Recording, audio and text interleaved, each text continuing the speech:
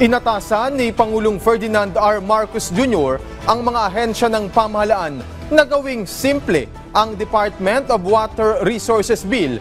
Ito'y para makabuo ng mas epektibong sistema at matiyak ang supply ng tubig sa bansa.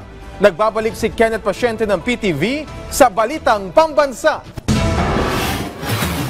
Nais ni Pangulong Ferdinand R. Marcos Jr. na mas mapabuti pa ang panukalang Department of Water Resources o DWR Bill.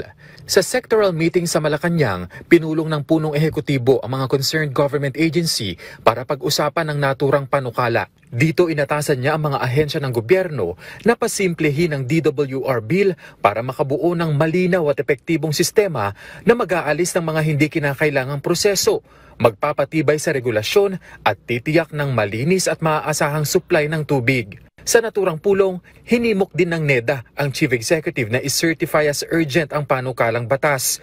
Ito ay para matugunan ang pangmatagalang hamon ng bansa sa pamamahala ng baha at produktibidad sa agrikultura. Giit ng NEDA, sa pamamagitan ng integrasyon ng pamamahala at regulasyon ng tubig sa bansa, makatutulong ang DWR sa pambansang pagsisikap na makamit ang komprehensibong seguridad sa tubig. Oras na mabuo ang Department of Water Resources sa ilalim ng panukala, mandato nito na pag-isahin, patatagin at pahusayin ang pamamahala, regulasyon at distribusyon ng tubig sa bansa. Layunin din nito na matugunan ang matagal ng suliranin sa kakulangan ng malinis na tubig, pagtugon sa baha at sustainable na suporta sa agrikultura at industriya para sa pambansang kaunlaran.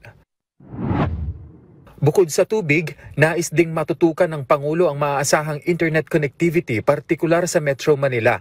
Sa pulong kasama ang MMDA, tinalakay ng Presidente ang Metro Manila Smart City Infrastructure for Network Resilience Project. Layo ng programa na gawing centralized ang fiber optic network na direktang magkukonekta sa 17 LGU sa Metropolis, sa MMDA at DICT. Giit ng Pangulo na sa pamamagitan ng naturang proyekto, matitiyak ang mas maayos na traffic management, mas mabilis na pagtugon sa mga aksidente, gayon din ang real-time flood level monitoring, mabilis na koordinasyon sa mga LGU, at agarang pagbibigay ng tulong sa oras ng sakuna.